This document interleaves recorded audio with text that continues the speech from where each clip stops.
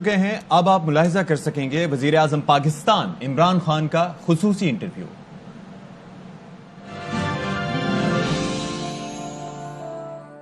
بسم اللہ الرحمن الرحیم۔ ناظرین السلام علیکم۔ آج ذرا ایک اسپیشل سیگمنٹ کے ساتھ ہیں اور خاص طور پہ وزیر اعظم عمران خان صاحب سے گفتگو کا موقع ملا ہے۔ اے آر وائی کے ناظرین کے لیے یہ ایک اچھا موقع ہوگا۔ آپ تک ہم اس وقت جو ایشوز چل رہے ہیں اس کے بارے میں ان ڈیٹیلز پرائم منسٹر سے کوشش کرتے ہیں پوچھنے کی۔ السلام علیکم سر۔ جی وعلیکم السلام۔ اچھا سر، یہ بتائیں، سب سے پہلے تو سینٹ الیکشن چل رہا ہے، اوپن بیلٹ، سیکرٹ بیلٹ، تو اس میں ایک ویڈیو بھی آ گئی ہے۔ تو اب اصل مسئلہ یہ ہے کہ ایک چیز سامنے آ گئی ہے، ایک کرائم ہوا 3 سال پہلے، اس کا پتہ چل گیا، لیکن اس کو ڈائیورٹ کیا جا رہا ہے کہ یہ پہلے آپ کے پاس تھی، پہلے فلاں کے پاس تھی، کیوں نہیں لائی گئی۔ تو اس ویڈیو سکینڈل کو آپ انویسٹیگیشن ایجنسیز کو کہیں گے کہ اس کا کچھ کریں یا اس کو لے کے صرف استعمال کرنا؟ دیکھیں، اس کے 3 پہلو ہیں۔ جو ویڈیو سامنے آئی اس نے صرف ایک چیز کنفرم کی جو 30 سال سے پاکستان میں سب کو پتا تھا کہ سینٹ الیکشنز کے اندر پیسہ چلتا ہے۔ ممبر آف پروونشل اسمبلی اپنی ووٹ بیچتے ہیں، کئی، میں سب نہیں بیچتے لیکن کئی بیچتے ہیں، اور یہ پیسہ اوپر تک جاتا ہے، جو پارٹی کے سربراہ ہیں اس تک پیسہ جاتا ہے یہ۔ تو اس لیے اس چیز کا علم ہوتے ہوئے کبھی کسی نے کوشش نہیں کی کہ اس کو چینج کریں، یہ سیکرٹ بیلٹ سے اوپن بیلٹ کر دیں، کہ جب پتہ ہے اور سب کو پتا تھا تو یہ کنفرم ہو گیا۔ یہ جو آپ نے وہ ویڈیو دیکھی اس میں یہ چیز کنفرم ہو گئی۔ اب جب یہ چیز کنفرم ہوئی تو اس کے بعد یہ ایشو نہیں ہے کہ ویڈیو تھی یا پہلے تھی یا بعد میں تھی۔ میرے پاس اگر پہلی ہوتی تو میرے اوپر تو کیس کیے ہوئے ہر جانے کے 2 لوگوں نے جن کو نکالا تھا پارٹی سے، تو میں وہاں عدالت میں ویڈیو دکھا دیتا۔ 2 سال سے میرا وکیل جا رہا ہے وہاں۔ ایشو یہ ہے کہ اب جب کہ ہمیں پتہ ہے کہ سینٹ کے الیکشن میں بولیاں لگ گئی ہیں، ہمیں پتہ چل گیا ہے کہ بلوچستان میں سینیٹر بننے کے لیے 50 کروڑ سے 70 کروڑ پہ قیمت چلی گئی ہے۔ ہمیں پتہ ہے کہ ایم پیز جو اپنے ضمیر بیچیں گے سینٹ الیکشن کے اندر، اور وہ سینیٹر جو لوگوں کے ضمیر خریدیں گے، یہ کیا پاکستان کی جمہوریت کے اوپر ریفلیکٹ کر رہا ہے کہ وہ لوگ جو ملک میں فیصلے کریں گے، جو وزیر بنیں گے، جو ان پوزیشنز پہ بیٹھے ہیں، جو ملک کی لیڈرشپ، جو کہ ملک کا مستقبل جن کے ہاتھ پہ ہے، جب وہ اپنے ضمیر بیچ رہے ہیں اور اگلے خرید رہے ہیں، تو اس ملک کی جمہوریت کے اوپر کیا آپ کیسے دیکھیں گے اس ملک کی جمہوریت کو؟ اور اگر وہ چوری کرتے ہیں یا رشوت دیتے ہیں تو پھر ہم تھانے دار اور پٹواریوں کو کیوں رو رہے ہیں کہ جی دیکھیں وہ کرپشن کر رہے ہیں؟ تو کرپشن تو شروع ادھر سے ہوتی ہے۔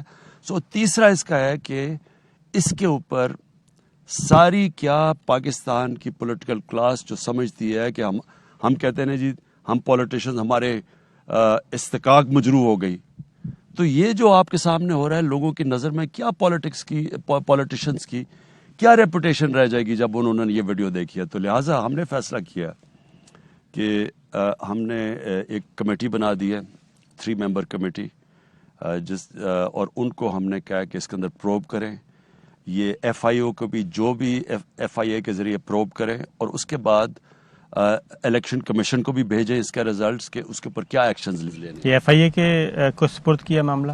نہیں، ہم نے اپنی کمیٹی کو کہا کہ ایف آئی اے جو ہمارے پاس ادارے ہیں ان کو استعمال کریں، اور اس کے بعد یہ آگے ریکمنڈیشنز دیں الیکشن کمیشن کو، اور اگر ہم نے دینا ہے نیب کو یا کسی اور کو مزید آگے دیں، لیکن اب اس کے اوپر مزید آگے اگلے سٹیپس لیے جائیں، اور یہ کمیٹی کو آج ہی ہم نے تشکیل کی ہے۔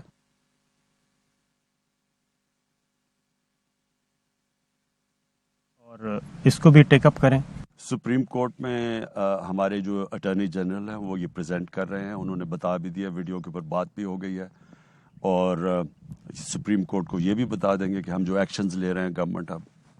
اچھا سر، ایک اور بات یہ کی جا رہی ہے، اوپن بیلٹ، یہ پروسیس کہتے ہیں جی لیٹ شروع کیا آپ نے۔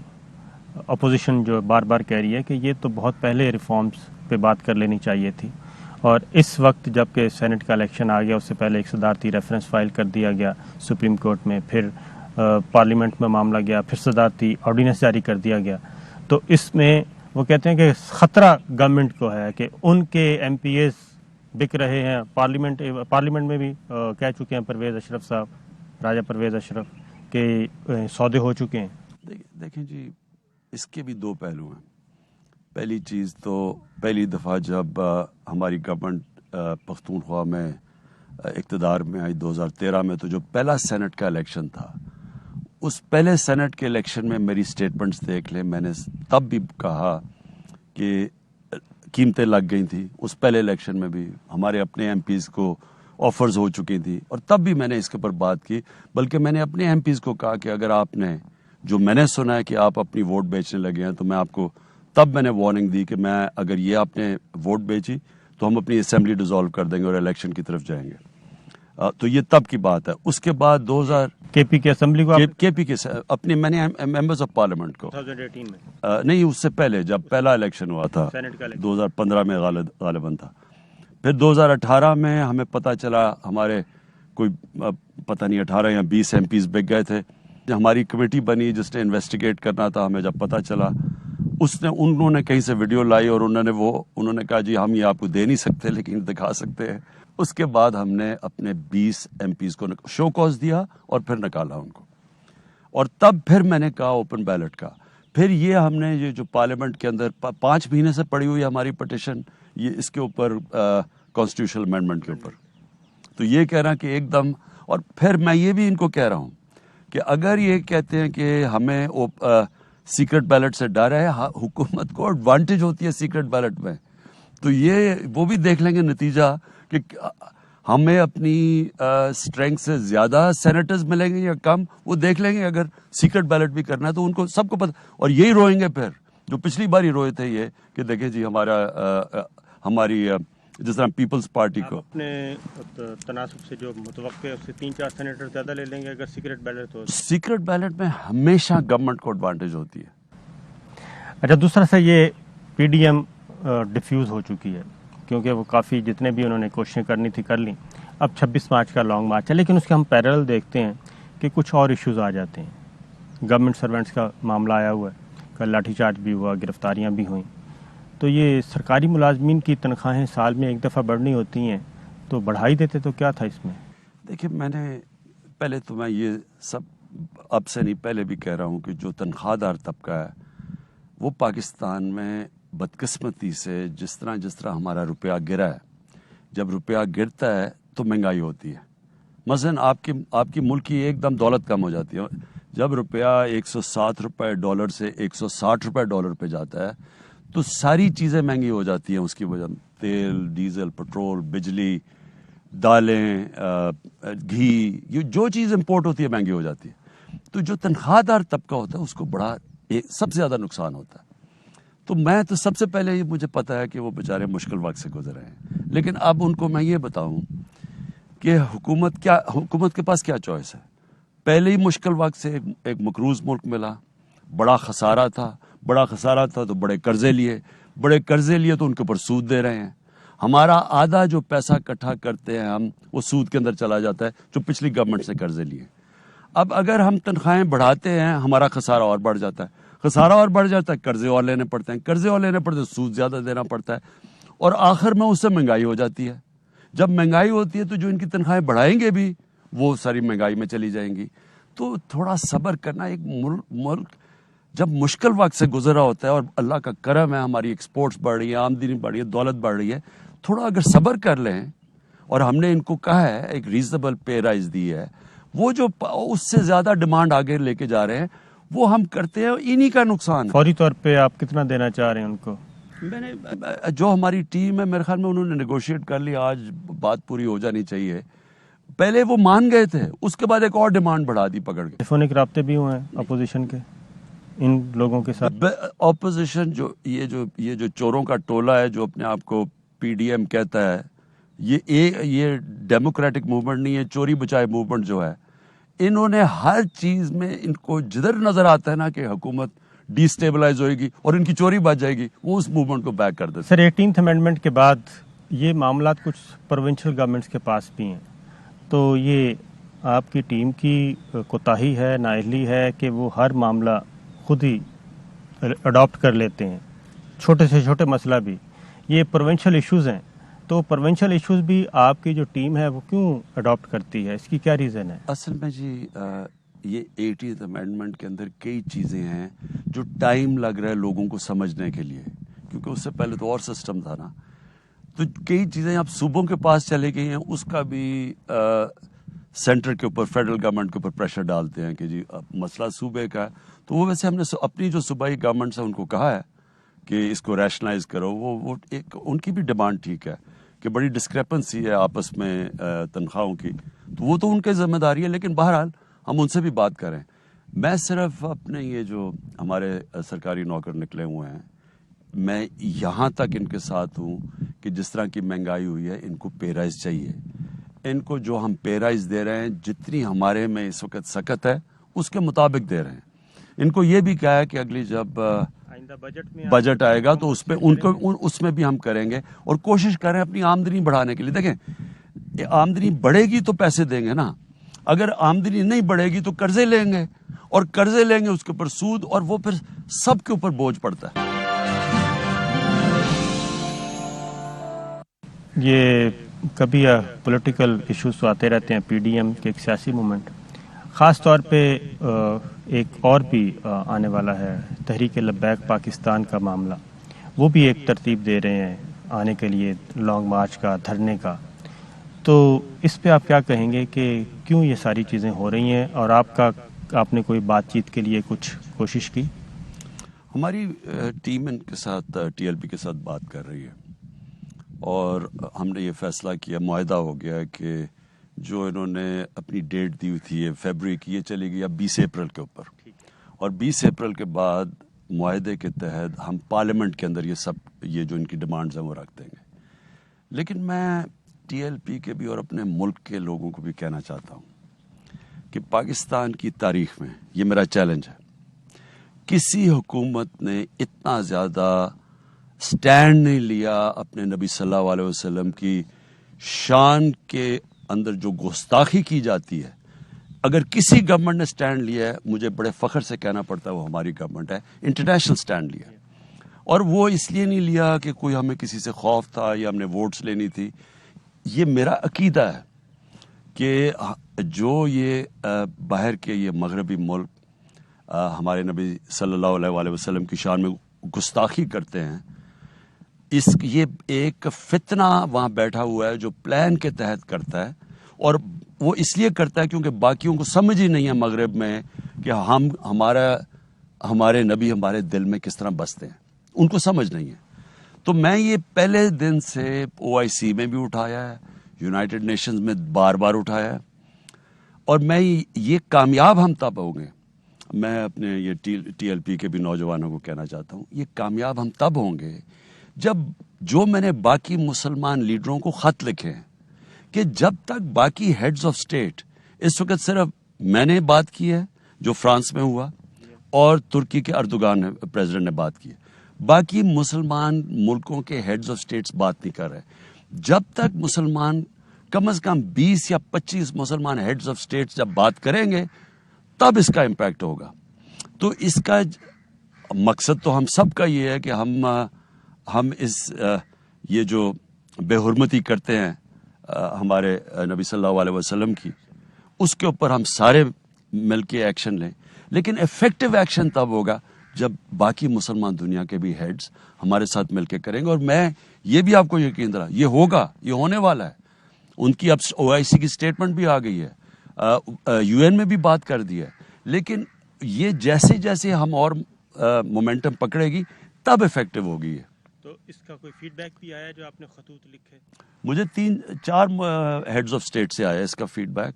لیکن ہم دیکھیں یہ موومنٹ ہے, اس کو ہمیں مسلسل جدوجہد کرنی پڑے گی, کیونکہ ہمیں یہاں مسلمان ملکوں میں نہیں پتہ چلتا اصل اس کا نقصان ہو رہا ہے جو ہمارے مسلمان رہتے ہیں مغربی ممالک میں, جو ان کو اسلامو فوبیا کا سامنا کرنا پڑتا ہے. اصل نقصان ان کو ہوتا ہے. اس لیے یہاں وہ سمجھتے ہیں کہ جی ہمارا ایشو ہی نہیں ہے. اصل میں ایشو تب بنے گا جب ہم سب مل کے, پھر ہم جب ایک آواز میں بات کریں گے تو یہ مسئلہ حل ہو جائے. تو اس سلسلے میں ٹی ایل پی سے بات ہوگی تو دیگر علماء کرام سے بھی آپ کے رابطے ہیں کیونکہ آپ نے 5 وفاق المدارس بورڈ بنا دی ہیں, یہ بھی ایک اچھا کام کیا ہے کہ یہ پہلی دفعہ ہوا ہے. تو باقی علماء کرام کے ساتھ بھی اس سلسلے میں کوئی رابطے ہیں آپ کے؟ مسلسل ہیں. ابھی بھی میں نے ایک فنکشن کیا ہے. اور دیکھیں اس وقت علماء کرام کا بہت بڑا رول ہے پاکستان میں, اور وہ رول اس لیے ہے کہ کئی چیزیں ہو رہی ہیں یہاں جو کہ ہمارے معاشرے میں تباہی مچ رہی ہے. مثلاً یہ جو سیکس کرائمز ہو رہی ہیں, یہ بچوں سے جو زیادتیاں ہو رہی ہیں, جو ریپ ہو رہی ہے اس ملک میں, یہ اس میں سب سے بڑا رول تو پھر ہمارے دینی حلقوں کا ہے, کیونکہ یہ ایک مورل ایشو ہے. یہ صرف قانون سے نہیں لڑا جاتا یا لا انفورسمنٹ سے نہیں ہوتا. یہ جب ہمارے ملک میں جب آواز اٹھاتے ہیں سارے لوگ کہ یہ جو فحاشی پھیل رہی ہے, اس کا جو امپیکٹ پڑ رہا ہے, جو یعنی ہر روز آپ اخبار میں پڑھتے ہیں بچوں کو مار دیا جاتا ہے, ان کو ابیوز کیا جاتا ہے, ریپ پڑھتے ہیں, گینگ ریپ پڑھتے ہیں. تو ہم نے تو ایک بڑا آرڈیننس لیا ہے اس کے اوپر, لیکن یہ سارا ایک معاشرہ پھر اس کا مقابلہ کرتا ہے, جس طرح کرپشن کا معاشرہ مقابلہ کرتا ہے. صرف قانون سے یہ چیزیں نہیں ختم ہوتی. 26 مارچ کو سے پہلے سینٹ کا الیکشن ہے سر, تو سینٹ کے الیکشن میں آپ کو کیا ہے کہ میجورٹی آپ کی آ جائے گی اور چیئرمین سینٹ اور ڈپٹی چیئرمین سینٹ بھی آپ کا ہوگا, اور اس کے بعد لیجسلیشن میں بھی آسانیاں ہوں گی؟ انشاءاللہ جی, ہمیں پوری جو حالات میں دیکھ رہا ہوں انشاءاللہ ہمیں پوری امید ہے. میں صرف یہ کہہ دوں کہ دیکھیں پارلیمنٹری ڈیموکریسی کے اندر اگر ایک ملک کے اندر ریفارمز کرنی ہے, اصلاحات کرنی ہے, وہ ہو ہی نہیں سکتی جب تک آپ کے پاس میجورٹی نہ ہو, کیونکہ سارے قانون جا کے رک جاتے ہیں. ہمارے لیے اتنا مشکل ہوا ہے اس بار یہ جو 2 سال چلانے, جو ہم قانون لے کے جاتے تھے وہ جا کے پھنس جاتے تھے. ہماری سینٹ میں میجورٹی نہیں تھی, اور پھر ذمہ داری ہماری ہے قانون پاس کرنے کی اور اصلاحات کرنے کی, لیکن پاور ہمارے پاس ہے نہیں کیونکہ ہمارے پاس میجورٹی نہیں. ایسا تو نہیں ہے سر اپوزیشن مل کے ایک کام پلان کر رہی ہے کہ سینٹ میں آپ کو ہر صورت میں میجورٹی سے روکا جائے, کیونکہ اگر میجورٹی مل جاتی ہے تو جتنے بھی آپ کی پینڈنگ بل پڑے ہیں وہ اپروو ہو جائیں گے, اور سمپل میجورٹی والے. تو اس جو آپ نے 50-70 کروڑ کا کہا, اس کا مطلب ہے آدمی کے پاس, کسی بزنس مین کے پاس 50 ارب ہیں تو وہ پورا سینٹ لے سکتا ہے, 100 سیٹیں خرید سکتا ہے. تو یہ اس پلاننگ کا حصہ ہے؟ بالکل ایسی اطلاعات ہیں؟ بالکل یہ اس پلاننگ کا حصہ ہے, کیونکہ دیکھیں انہی کی سٹیٹمنٹس ہیں اوپن بیلٹ ہونا چاہیے. انہوں نے چارٹر آف ڈیموکریسی میں سائن کیا ہوا ہے کہ جی اوپن بیلٹ ہونی چاہیے. جب وہ پچھلی باری ان کا ایک آدھ ان کی سیٹ کم ہوئی یا نون لیگ کی, انہوں نے کہا, شور مچا دیا کہ جی یہ پیسے ہوئے چلیں, یہ ہیں اوپن بیلٹ. اب کیوں یہ پیچھے ہٹ گئے ہیں؟ اس لیے ہٹے ہیں نا کہ انہوں نے پلان بنایا ہوا ہے کہ پیسہ چلا کے کسی نہ کسی طرح ہمارے اوپر وہ پریشر ڈالیں اگر ہمیں میجورٹی نہیں مل. اور ان کی صرف ایک ہی کوشش ہے, جو میں پہلے دن سے کہہ رہا ہوں, کہ کسی طرح ان کی جو چوری کے کیسز ہیں ان کو ریلیف مل جائے, NRO مل جائے, جو ان کو ملنے نہیں لگی. آخری بات, 26 مارچ کا لانگ مارچ آ رہا ہے, تو گورنمنٹ کی کیا پلاننگ ہے؟ ان کو آنے دینا ہے, روکنا ہے, کیا کرنا ہے؟ گورنمنٹ کی کوئی پلاننگ ہی نہیں ہے. ہم جو مرضی کرنا چاہتے ہیں کریں, ہم ان کو کھلا چھوڑ رہے ہیں. عوام, میں آپ کو آج لکھ کے دیتا ہوں سب سے زیادہ, اور مجھے بڑا, میں اس اپنی عوام کا بھی شکریہ ادا کرتا ہوں کہ سب سے زیادہ پبلک میں جو عوام نکلی ہے وہ میرے ساتھ نکلی ہے. 4 دفعہ مینار پاکستان ہم نے بھرا ہے. میں جانتا ہوں کہ عوام سڑکوں پہ تب نکلتی ہے جب خاص طور پہ عوام کو یہ پتا ہو کہ ان کا پیسہ چوری ہو رہا ہے. میں نے کرپشن پہ لوگوں کو نکالا ہے کہ حکمران بیٹھ کے ان کا پیسہ چوری کرے. کبھی بھی عوام نہیں نکلتی بڑے بڑے چوروں کی چوری بچانے کے لیے. یہ جو مرضی کر لیں, کوئی فرق نہیں پڑے گا. چیز سر فیڈرل گورنمنٹ پہ آتی ہے مہنگائی, تو اس پہ آپ کو ٹاسک فورس بنا سکتے ہیں جس میں صوبوں کی بھی نمائندگی ہو, فیڈرل گورنمنٹ کی بھی نمائندگی ہو, کیونکہ یہ سارا پھر وہی بات ہے کہ وہ صوبے کہتے ہیں یہ وفاق کا مسئلہ ہے, وفاق کہتے ہیں یہ صوبوں کا مسئلہ ہے. اس پہ کوئی ٹاسک فورس بنا دیں تاکہ اس امبریلا کے نیچے پبلک کو بھی پتہ چلے اور کوئی ایک منضبط قسم کی پلاننگ ہو سکے. میں آپ کو بتاؤں, میں مہنگائی کے اوپر خود میٹنگز لیتا ہوں, سارے صوبے بھی وہاں بیٹھتے ہیں. اس کا جو اصل وجہ تو مہنگائی کی سیدھی ہے کہ 107 روپے سے گیا ہے ڈالر 160 روپے پہ. جس طرح میں نے کہا, تیل, بجلی, پٹرول سب کچھ مہنگا اس کی وجہ سے ہوا, اور وہ اس کا مین افیکٹ وہ ہے. اور آ گیا گندم, بارشیں बदकिस्मती से उस कटाई के वक्त हो गई, वो गंदम कम हो गई, वो इंपोर्ट करनी पड़ी। फिर हमारा ये जो बाहर से जो तेल है घी की कीमत इतनी ऊपर चली गई, दुगनी हो गई इंटरनेशनल मार्केट में। तो वो तो और दालें एकदम शॉर्टेज, वो 70% दालें वो महंगी हो गई। लेकिन मैं आज आपको कह रहा हूं कि पूरा मेरी अब जोर है कि किसी ना किसी तरह हम कोई ना कोई तरीका करें कि लोगों के ऊपर बोझ कम हो महंगाई का, और वो आपके देखते रहेंगे क्योंकि मुसलसल मीटिंग्स कर रहे हैं।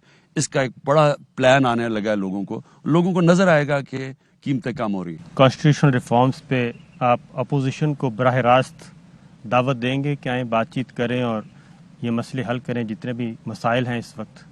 मैं तो सर पहले दिन से कह रहा हूं कि हर चीज़ पे बात करने के लिए तैयार हैं, लेकिन वो जो मर्जी हम बात करेंगे उन्होंने आ जाना है एनआरओ के ऊपर। अब फैटफ का क्या ताल्लुक था एनआरओ पे? हम फैटफ की बात कर रहे हैं, 34 सिक्के पकड़ा दीजिए कि नैब को ख़त्म कर दो। तो इनका 1 पॉइंट एजेंडा। देखें, जमहूरियत तब चलती है जब एक ऑपोजिशन होती है, गवर्नमेंट होती है। जमहूरियत चल ही नहीं सकती अगर ऑपोजिशन के बड़े बड़े लीडर्स मुल्क के बड़े डाकू हैं और वो आपको लगे हुए हैं कि बस एक 1 पॉइंट एजेंडा जी हमें बस जिस तरह मुशर्रफ ने माफ़ किया था हमें चोरी माफ़ कर दे, वो होने नहीं लगी। पीडीएम में इस वक्त शदीद इख्तलाफात हैं और इस इख्तलाफात से आप फ़ायदा क्यों नहीं उठाते? पाकिस्तान पीपल्स पार्टी बहुत दूर है PMLN से, मौलाना से, उनको राज़ी भी करने की कोशिश की जा रही है। जो भी PMLN का और मौलाना का एक था तयशुदा प्लान, इस्तीफ़े देने हैं, ज़िमनी इलेक्शन का बाइकआउट करना है और उसके बाद सेनेट के इलेक्शन में नहीं आना, वो सारे रिवर्स करवा दिए। तो पाकिस्तान पीपल्स पार्टी से बात तो हो सकती है पॉलिटिकल ग्राउंड्स पे, ना सही आप बाकी चीज़ें एक साइड पे रख दें। क्या इनसे बात कर रही है? देखिए, मुझे पता है, मैं इन सबको जानता हूं, मैं 30 साल से इनको जानता हूं। मैं पॉलिटिक्स में आए इनकी चोरी के खिलाफ था, नहीं तो मेरी तरह का आदमी जिसको अल्लाह सब कुछ दे बैठा, मुझे क्या पॉलिटिक्स की जरूरत थी?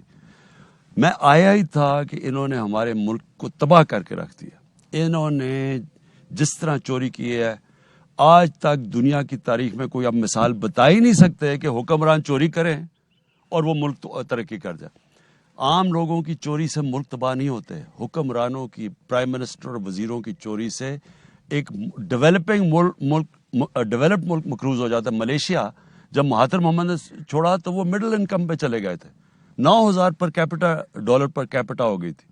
वो वहाँ भी एक नवाज शरीफ जरदारी टाइप आदमी आ गया, उसने भी मुल्क को मकरूज करके, और वो आज जेल में है। तो ये हो ही नहीं सकता। ये याद रखें, अगर दुनिया के खुशहाल मुल्कों के अंदर सबसे बड़ी क्वालिटी है कि करप्शन नहीं है, इसलिए वो ऊपर है।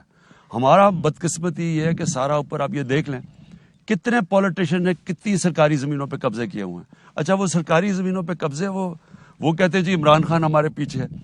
भाई आप जवाब ये दें कि आपने सरकारी ज़मीन पे कब्जा किया या नहीं किया। इमरान खान पीछे क्या? इमरान खान ने तो कहा था कि मैं किसी को नहीं छोड़ूंगा जो मुल्क की दौलत के ऊपर कब्जा करता है। आप जस्टिफाई करें कि क्या ये दौलत, ये जो ज़मीन है, ये सरकारी है या नहीं है। सारों ने सरकारी ज़मीनों पे, और अभी मैं आपको, आप सबके सामने मैं भी कह रहा हूँ, और अब आपके सामने इंकशाफ होने वाले हैं कि कितनी अरबों की ज़मीनों पे ये सियासतदान, ये क्यों पॉलिटिक्स में आते हैं, पैसा बनाने आते हैं। बोर्ड कब स्टार्ट करेंगे सर? किसी ने, ये भी आज मैं कह दूं, हम 2 साल से आए हैं पावर में, किसी हमारे आदमी ने सरकारी ज़मीन पे कब्जा किया? मैं आज आपको कह रहा हूं कि मेरे सिटीजन पोर्टल पे दे, मुझे बताएं, और अगर मैं ना एक्शन लूं फिर कहें कि इंतकामी कार्रवाई। बहुत बहुत शुक्रिया। ये थे हमारे साथ वज़ीर आज़म इमरान खान साहब। आपने गुफ्तगू सुनी, फैसला आप खुद कीजिएगा। इजाज़त दीजिए, अल्लाह हाफ़िज़।